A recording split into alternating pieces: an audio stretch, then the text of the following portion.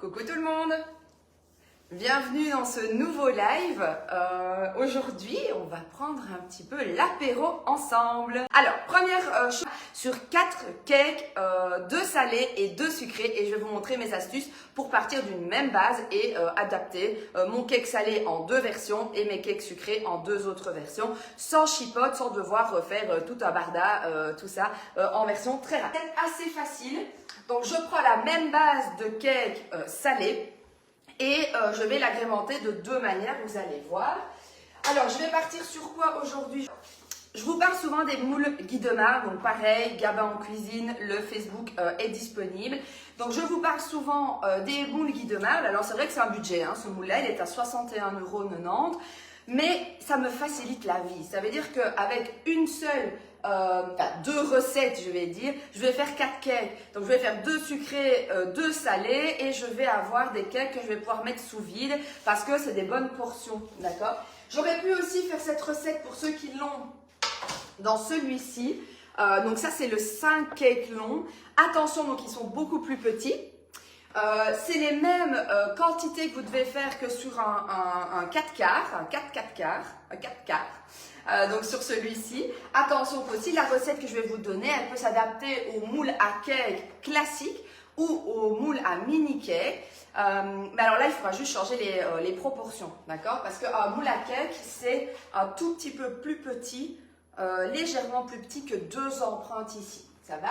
Attention avec celui-ci aussi, enlevez la chaleur tournante pour pas que le moule vienne s'affaisser durant la cuisson. Tandis que ce n'est pas le cas sur ce moule-ci. D'accord? Donc, c'est vraiment des produits de top qualité parce que c'est clair que c'est un budget, mais c'est fabriqué en France. Qui peut dire maintenant qu'ils fabriquent leurs moules en France, etc. C'est fabriqué en France. Il n'y a pas d'émission de BPA. On a de la super bonne qualité, ça fait 25 ans que ça existe et il y a des personnes qui ont leur premier moule depuis 25 ans et ça fonctionne toujours dans leur cuisine. Ça pareil, dans une autre marque, c'est pas possible avec des moules low cost. Et vous allez voir qu'il y aura un démoulage, je vous le mettrai en story Facebook. D'ailleurs, en story, vous avez vu ma préparation échalote courgette pour agrémenter un de mes cakes. Pareil, donc en story, je vous mettrai le démoulage des cakes, c'est juste waouh! Et donc, c'est vrai que ça va me permettre, ça va me faire un maximum d'effets pour très peu de temps de réalisation. Allez, trêve de plaisanterie, on commence. On va mettre tous les ingrédients dedans. Donc, ça, c'est assez facile.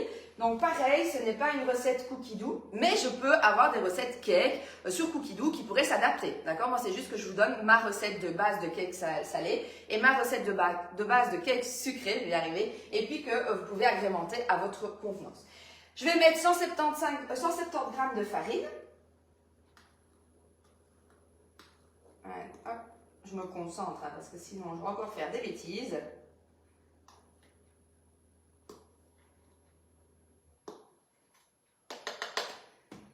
Hop, nickel.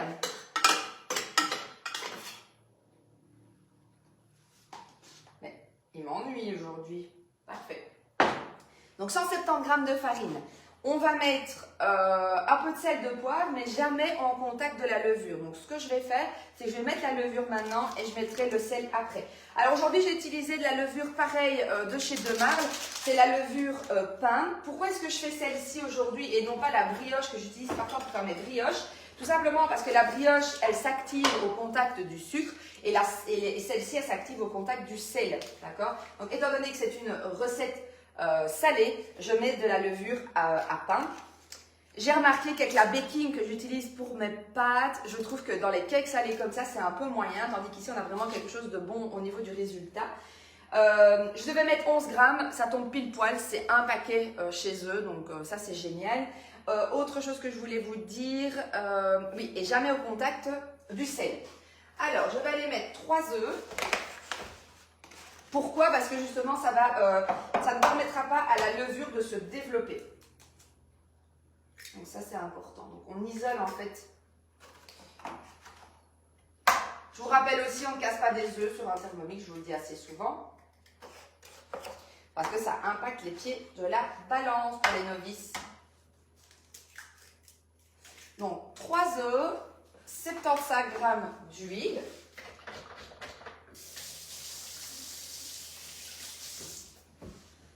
Hop, 75 g d'huile. Pareil, là aujourd'hui, j'ai envie de mettre de l'huile d'olive, mais si vous voulez mettre de l'huile de tournesol, de l'huile de pépins de raisin qui est désodorisée, il n'y a pas de souci, ça peut être fait.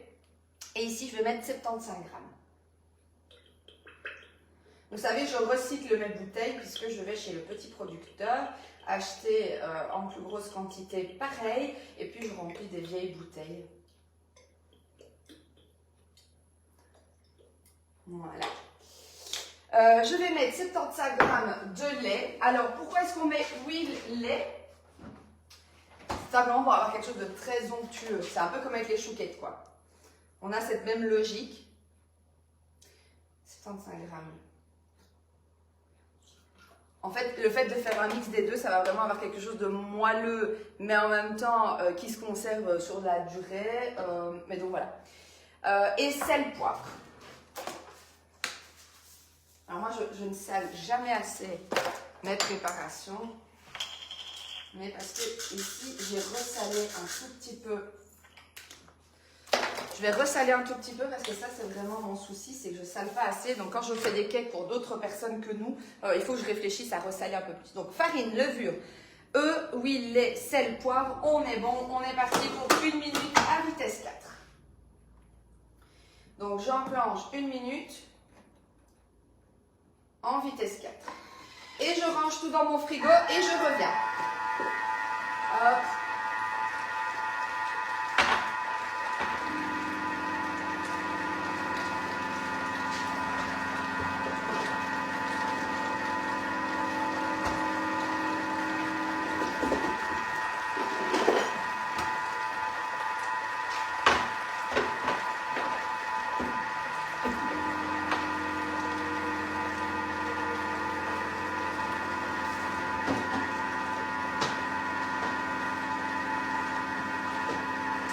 Alors dans une de mes préparations tout à l'heure, je vous ai montré, hein, j'ai utilisé des courgettes et en fait j'avais besoin que de 1 bâton de courgettes, j'avais besoin que de 20 grammes.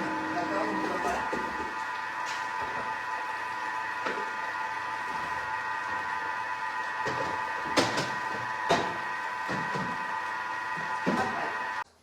Donc là on a notre base de cake salée.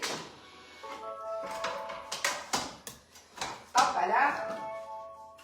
Donc, notre base de cake salée est prête.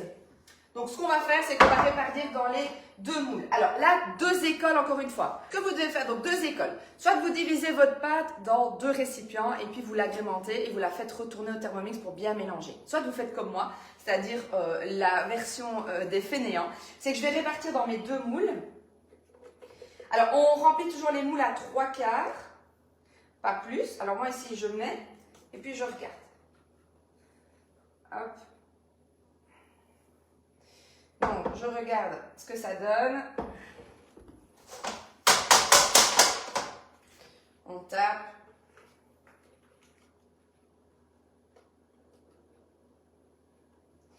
On a encore. Hop. Alors. Je garde un petit peu de pâte. Bon, vous voyez, regardez, hop, j'ai rempli mes moules à 3/4 et je vais chercher mes 2 préparations. Il y en a une que j'ai mis au frigo et l'autre qui est à côté de moi. Donc, pareil, j'ai mis ici, qu'est-ce qu'il y a? Il y a des échalotes avec des courgettes que j'ai fait juste revenir 4 minutes à 120 degrés, vitesse cuillère sur mon Thermomix. J'y ai ajouté des petits pois, 20 grammes. J'ai ajouté 15 grammes de tomates séchées. Pareil, j'ai ouvert mon bocal de tomates séchées. Je vais le remettre sous vide. Comment? Pour ceux qui ont la sous-videuse Bicep, un petit truc. Vous prenez un récipient qui est plus gros, donc le 1,3 litre fonctionnera bien. Vous fermez bien ce récipient-ci. Vous le mettez dans votre récipient 1,3 litre et vous faites le vide d'air. Vous enlevez l'air sur le récipient principal, donc sur le récipient d'1,3 litre. Et celui-ci sera remis sous vide. Ça va? Donc ça, c'est le petit truc assez sympa. Et ça vous permet de conserver votre tomate séchée dans le pot d'origine et dans son huile. Donc 15 grammes de tomates séchées, 15 grammes de gruyère râpée et 10 grammes de parmesan râpé. Je lis mes notes. Et ça va aller dans un de mes cakes. D'accord? Alors, sur celui-ci, après le live, parce que je ne vais pas avoir le temps de le faire maintenant et je voulais le faire à mon aise, je vais faire en fait une petite crème. J'avais vu cette recette passer sur les réseaux. J'avais vu une petite crème assez sympa à réaliser, qui est une crème à base de... j'ai pris du Madame Loïc ici. Et en fait, vous voyez, vous devez mélanger un petit peu pour que votre cake soit uniforme. Donc dans ce cake-ci, je vais préparer une petite crème Philadelphia Madame Loïc ciboulette. Et je vais aller mettre ça, couper ce cake-là en 3. Aller en chaque étage mettre ma crème et refaire au-dessus comme si c'était un glaçage. Et je vais agrémenter avec mes super fruits. Ça, c'est le spécial légumes. C'est ceux que j'avais utilisés pour mon cake citron huile d'olive. D'ailleurs, vous pourriez faire dans ces moules sans souci. J'avais utilisé en fait celui-ci. Donc ça, c'était les Guy de Marle gourmandise et les fleurs et super fruits. Donc je mettrai ça au-dessus et je vous ferai la photo. Vous verrez, c'est assez sympa au niveau du... Donc ici, simplement, j'ai mis ma préparation. Hop, je mélange grossièrement. Et je vais réétaler. Je remettrai une petite couche de préparation sur le dessus. De l'autre côté, je vais faire quoi? Je vais mettre du fromage la mozzarella râpée. J'ai mis 80 g de champignons et un petit peu de dés de jambon. Ça va? Donc ça, c'est dans ma deuxième préparation. Donc là, je vais avoir 2 cakes avec des goûts différents. Alors ici, je vais regarder parce que je crois que j'avais été un peu trop généreuse. Donc il faudra peut-être que je vous change un tout petit peu les quantités pour cette recette. Mais on va quand même tout mettre. Hop. Donc ici, hop, on a un petit cake sympa à faire. Surtout quand vous avez les enfants à la maison le week-end aussi, vous ne voulez pas vous prendre la tête. Mais surtout pour le batch cooking de la semaine. Ça, c'est vraiment quelque chose de tout trouvé. Alors, je sors vite mon crackers. Je vais le laisser encore 1 minute.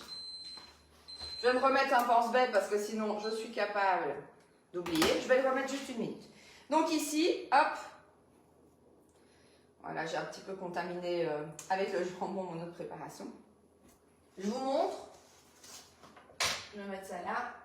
Donc je vous montre comment ce que j'ai fait. Voilà, j'ai juste mélangé grossièrement. Et c'est prêt. Ça va. Donc là, j'ai encore de la pâte. Donc ce que je vais faire, c'est que je vais la récupérer. Et je vais la remettre au-dessus. Pas trop quand même, puisque je devais remplir à 3/4 mes moules. Et pareil, je vais aller faire une vitesse turbo, d'accord, pour aller nettoyer mon bol et faire ma pâte sucrée, pardon, je vais y arriver. Donc je remplis mon bol à moitié.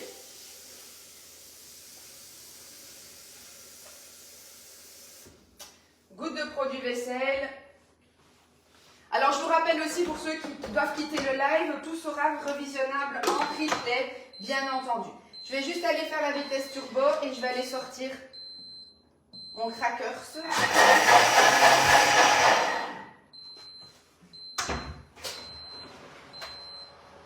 J'en ai besoin pour mes pièces. Et voilà, regardez. Donc là, pareil, vous pouvez choisir de le dorer plus ou pas. Nickel. Tac. Je dois juste regarder à combien je dois cuire mes cakes. J'avais mis à 180, donc je peux laisser mon four à 180. Parfait. Et là maintenant, je vais relancer une deuxième fois. Et là, je fais la maison et j'ouvre. Donc ceux qui ne savent pas regarder jusqu'au bout, tout sera revisionnable en replay bien entendu et tout sera en version PDF sur le blog dès qu'on aura le temps de la retranscrire.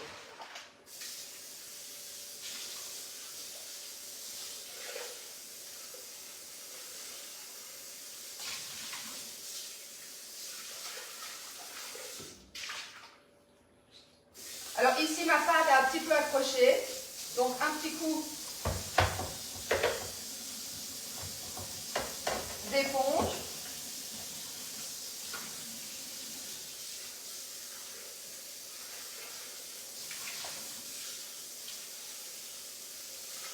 En fait, ça c'est le problème avec les pâtes qui sont plutôt des pâtes, genre des pâtes à pain. Donc là, pareil, hop, vous avez un bol qui est quand même propre, juste en vitesse turbo. Et puis de toute façon, on va enchaîner avec une base de crème, de cake sucré. Je vais y arriver aujourd'hui. Hop, je rince mon couvercle. Donc vous voyez comme c'est assez simple le Thermomix. Alors beaucoup de gens hésitent à l'acquérir parce qu'ils disent « Oh oui, mais j'aimerais bien le tester avant, etc. » Votre Thermomix, vous le prendrez en main quand vous l'aurez chez vous. Ce n'est pas des personnes qui vont regarder ça avant qui vont se décider. Vous voyez ce que ça peut faire. Et donc, vous allez voir si ça peut correspondre à votre besoin. Il n'y a pas forcément besoin de tester pour savoir si c'est simple. On ne ment jamais. Je ne vous dis que la vérité. Et donc, si je vous dis que c'est simple, c'est que c'est simple. Et vous avez vu, voilà, je ne truque pas. Là, c'est en live, donc je ne peux pas aller monter les vidéos. Voilà, monter les vidéos pour vous montrer ce que j'ai envie que vous voyez. Non, c'est vraiment la réalité. Vous avez vu, on enchaîne les recettes et c'est assez simple. Alors ici, ce qu'on va faire, on va mettre du beurre. Donc je vais juste chercher mon beurre. Alors moi j'utilise du sans lactose, mais je pense que j'aurai pas assez avec cette partie-là. Je vais juste m'enlever ça pour ne pas être embêtée. J'utilise du sans lactose, donc du Divea, bêtement. Donc je fais 150 g de beurre demi-sel, pardon, j'ai pas pris le... Alors moi j'ai pas du demi-sel, donc je rajoute du sel dedans. Et je pense que je vais peut-être mettre une partie quand même de beurre salé du coup, parce que ça j'en ai. Donc je vais mettre... Et là le beurre salé n'est pas du sans lactose. Hop. Donc dedans 4, oula, j'ai failli faire tomber mes cakes. Il reste du vent. 150 g de beurre. Alors, je trouve cette recette avec beaucoup de beurre. Il faut encore que je la retravaille peut-être un tout petit peu pour avoir un petit peu moins de beurre, un peu moins de sucre. Mais elle est très bonne. Ouais, impeccable. Alors, le beurre, on va faire fondre 1 minute 30 à 100 degrés. 28, en vitesse 2. Ça va, je vais remettre le beurre au frigo. Pareil, il me restait des petits pois. Pour ceux qui ont le bicep, vous pouvez clairement mettre vos petits pois qui ne sont pas utilisés sous vide. D'accord, ça marche très bien.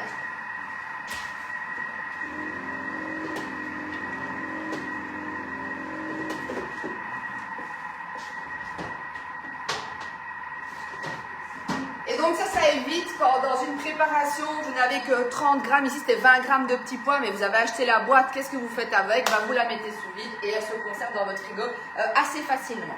Alors, ensuite on va rajouter le sucre et les œufs. 3 œufs. Alors, la recette de cake sucré, je vais y arriver aujourd'hui.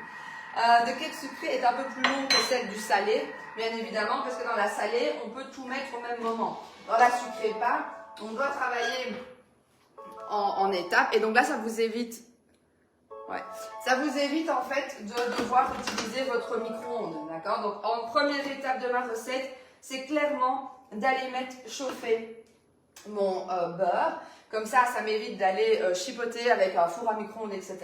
La seule chose, le petit conseil que je peux vous donner, c'est de toujours mettre du sucre. Donc les 150 g de sucre, je vais les mettre au-dessus du beurre chaud pour pas que mes œufs cuisent. D'accord? Ça, c'est un petit truc aussi. C'est vraiment pour éviter que mon œuf aille cuire au contact du beurre. Je vais mettre d'abord mon sucre. J'essaye quand même voilà, de le répartir, ça va le refroidir un peu. Et puis je viens avec mes œufs.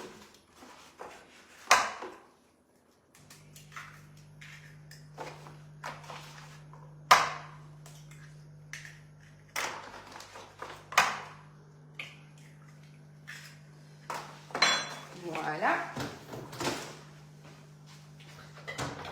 Ah, mon couche-couchage de œufs, il rame aujourd'hui. Je n'ai pas bien fait ma mixture.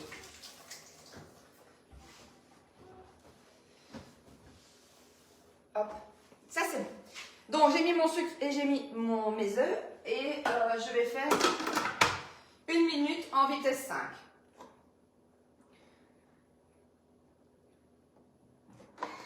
Voilà, je vais ranger un petit peu. Alors je vais déjà ouvrir ma goutte de vanille.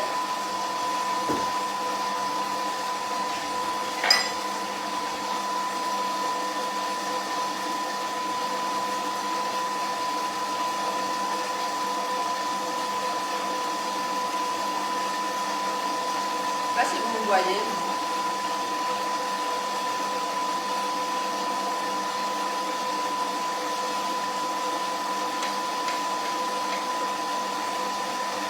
Un petit truc aussi dans les moules Guy de Mar, la première préparation doit être faite avec du beurre fondu. Donc s'il n'y a pas de beurre dans votre préparation, ça ne va pas assez donner de gras sur le première fois du moule et donc ça peut un petit peu attacher. Donc un petit truc, faites toujours une première recette avec du beurre et ce sera impeccable. Donc ici, j'ai mis 1 minute vitesse 5, je rajoute ma farine. On est à combien de farine? 160 g de farine. Tac.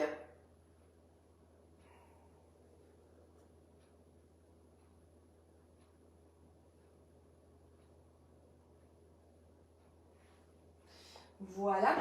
Ensuite, je vais mettre ma levure, ma vanille. Alors là, j'utilise ma baking et j'ai besoin que de 5 grammes. Donc j'aurais pu utiliser ma levure Guy de Marle brioche, mais il fallait que 5 grammes et il m'en restait un petit peu de l'ouvert dans la baking. Donc je trouve ça un peu bête d'ouvrir un autre paquet parce que là, je crois que les paquets sont un tout petit peu plus volumineux, j'ai plus en tête. Donc voilà. 5 grammes de levure et alors j'ai ma gousse. Merci Anso, pour ceux qui connaissent Anso qui est sur ma communauté de clients. Merci beaucoup Anso d'avoir fait profiter de ton bon plan pour se fournir en gousse de vanille. Et donc du coup, elle est vraiment top cette vanille. Et ça nous permet d'avoir vraiment quelque chose de top qualité. Et on remélange et puis ce sera fini et puis on mettra en cuisson tout ça. Alors ici, qu'est-ce qu'on va faire? On va faire 40 secondes, pardon, vitesse 4. Donc toujours quand vous mélangez de la pâte à gâteau, c'est toujours vitesse 4, en tout cas très souvent. Maintenant, voilà, il y a peut-être des choses qui vont un petit peu varier. Alors, qu'est-ce que je vais faire comme gâteau? Un bêtement pépites de chocolat. Je prends lesquelles? Je prends ces pépites-ci. Pourquoi? Parce qu'elles sont déjà farinées. En fait, c'est vraiment top sur ces pépites. Regardez, hop, je ne sais pas si vous voyez. Elles sont déjà farinées. Et ça, c'est un petit truc qu'on dit souvent, c'est que quand vos pépites de chocolat sont farinées, elles ne vont pas tomber au fond de votre cake. Donc moi, j'utilise toujours les Côtes d'Or, du coup, parce que je sais que celles-ci, elles ne donnent aucun souci. Par contre, si je veux faire vous vous rappelez, sur mon blog, j'ai mis la recette des cookies, où là, je fais mes propres chunks, parce que je veux des plus gros. Et là, c'est différent, quoi. Je regarde en même temps, hop, voilà. Donc ici, pareil, je vous le fais dans ce sens-là. Je vais aller répartir ma préparation. Je suis un peu mal mise pour le faire comme ça. C'est parce que je voulais vous montrer. Donc ici, on remplit pareil 3/4. Je vais aller donner des pépites dans ma première préparation. Donc hop. On est généreux, mon fils est fan de chocolat. Si je pouvais éviter d'en mettre sur ma recette salée, ce serait top. Et là, pareil, alors soit vous mélangez un tout petit peu pour ne pas avoir les pépites tout au-dessus. De toute façon, on va remettre un petit peu de matière. Donc moi, ce que je fais, c'est que hop, je mélange comme ça.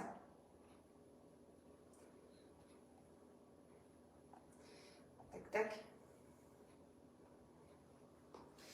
Et je remets un petit peu de pâte sur le dessus.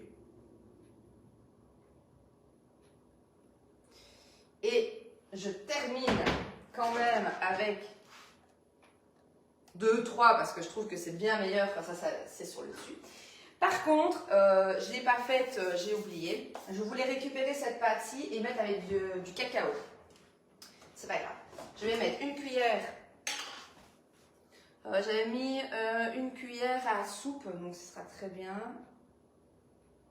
Je voulais juste mettre un petit peu de cacao sur celui-ci pour aller faire... Alors d'habitude, je le remets dans mon Thermomix, mais quand je fais le live, bah, des fois ça m'arrive d'être distraite, vous l'aurez remarqué.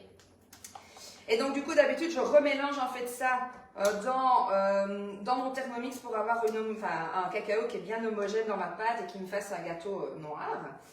Donc ici, hop.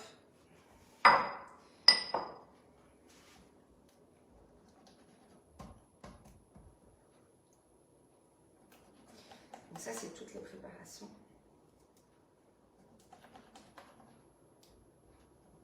Voilà. Et donc ici, j'ai mis la base de cacao et je voulais mettre des petites noisettes que j'ai rangées où?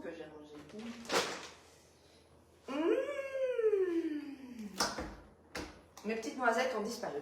C'est pas grave. Noisettes. Où es-tu? Noisette. Non, toujours pas. Je ne sais pas où sont mes noisettes, mais c'est pas grave. Donc ici, on a une préparation. On peut mettre un peu plus de chocolat pour la rendre plus noire, mais on aura déjà quelque chose qui est assez sympa au niveau du goût. Et voilà. Donc, et là, je pourrais parsemer en fait d'amandes effilées, etc. Ce serait vraiment top. Je vais voir si j'en ai, mais je pense pas.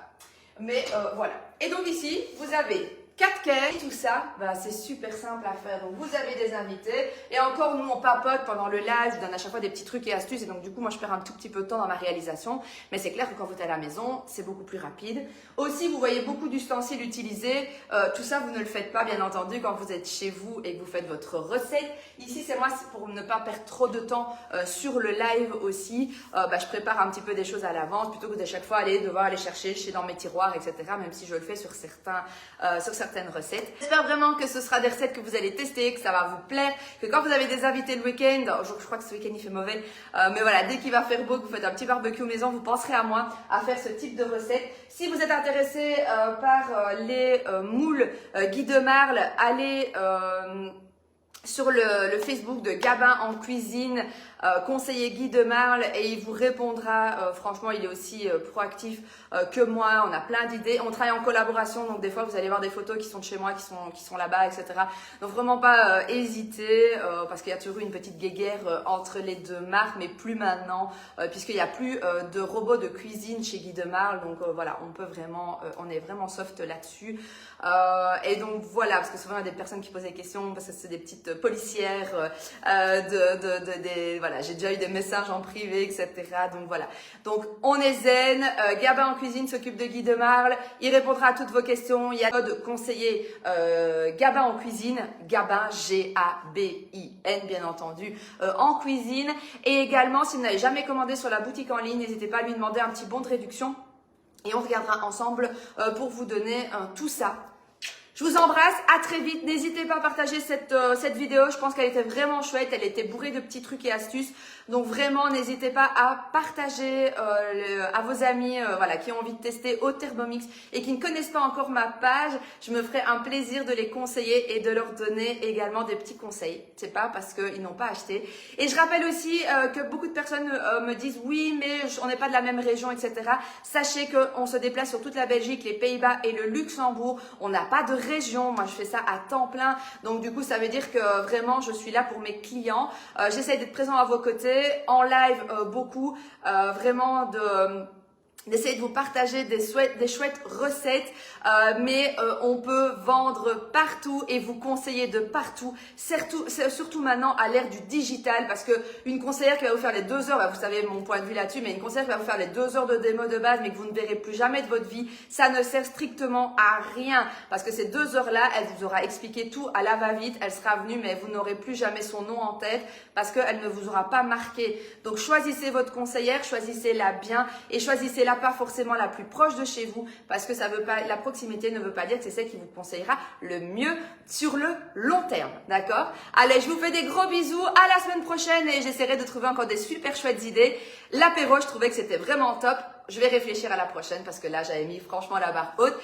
Je vous embrasse, à très vite et à la semaine prochaine.